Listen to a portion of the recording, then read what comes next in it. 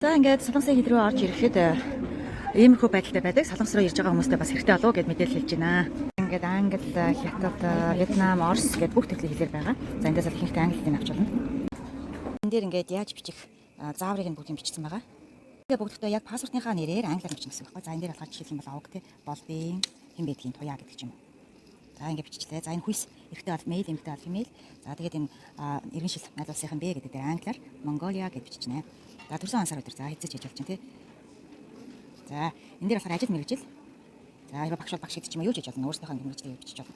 За энэ дээр одоо хамгийн гол нь хаяг, Солонгос ирж байгаа хаягаа маш тодорхой бичих хэрэгтэй. Ялангуяа айд ирж байгаа тэр айд хаяг утасны дугаар байх хэрэгтэй. Хэрвээ буудлага бол буудлынхаа хаягийг утасны дугаартай маш сайн тодорхой бичээрэй. Энэ хаяг тодорхой биш байх юм бол ерөөхдөө бас эргээд хил дээрээс буцах магадлал маш өндөртэй. За жишээлх юм бол одоо хаалганы дугаар нь хэдийн тий. За тэгээд аль дүүрэг аль хотын гэдэг ч юм уу. За тэр газараасаа ингээ сайн асууж авч байгаад энийгээ сайхан бичиж бэлдээд яваарай.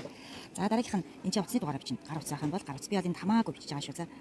За ингээд за энэ доор нь болохоор зорилгууд ямар зорилго хийж байгаа юм бэ? Жинхэнэ аялын зорилго гэдэг. Тэгвэл хамгийн ихэнх нь тоор буюу аялын зорилго. Энийг ингээ сайхан чиглэж. За тэгээ бус нь болохоор бизнесийн, ажлын, дипломат чиглэлээр гэдэг ингээд байж байгаа. Өөрийнхөө чиглэлүүдийг чиглэх болно. За энэ болохоор 9 он сар өдөр. За жишээлх юм бол өнөөдөр 2025 оны 3 сарын 16 гэдэг ч юм уу тий яг ирж байгаа он сараа бичнэ. За хамгийн доолд нь энэ гарын үсгээ бичнэ. Гарын үсгээ зурчин. За ингээд шаруулцаа ерөнхийдөө бүрэн бүтэн бөглөх хэрэгтэй.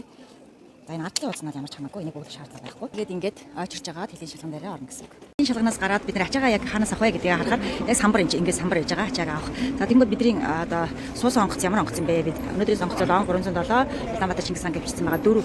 За 4-р тоодоос ачаагаа авах юм байна гэсэн үг. За ингээд доошоо яваад доошоо буугаад ингээд тэр 6 байна 4 гэсэн дугаар руу очиод ачаагаа үлээгээд авнаа.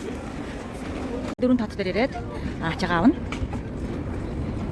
За анх хийж байгаа хүмүүсийн хувьд маш хэрэгтэй гэдэг утгаараа би хэлж байгаа. Яваа сурсан хүмүүсд хамаагүй. Тэгээ анх хийж байгаа хүмүүс санаж төвдөх зүйлгүй. Хамгийн гол нь очих тодорхой зорилгоо мэдсэн, хаягаа мэдсэн тохиолдолд асуудалгүй шүү. Хэрвээ ойр зүрийн асуух мэдээлэл болохоор англиар ч юм уу хариулаад яваарай. Тэгэх юм бол цаашаагаа өөрөөр нь орохгүйгээр шууд гарах боломжтой байдаг. Тэгээд нэг их шалгаад авахгүй дээ гайгүй. Тэгээд гарчих. Ингээд гараад ирэнгүүт энэ чоны онгоцны буудал иймэрхүү байдалтай байгаа.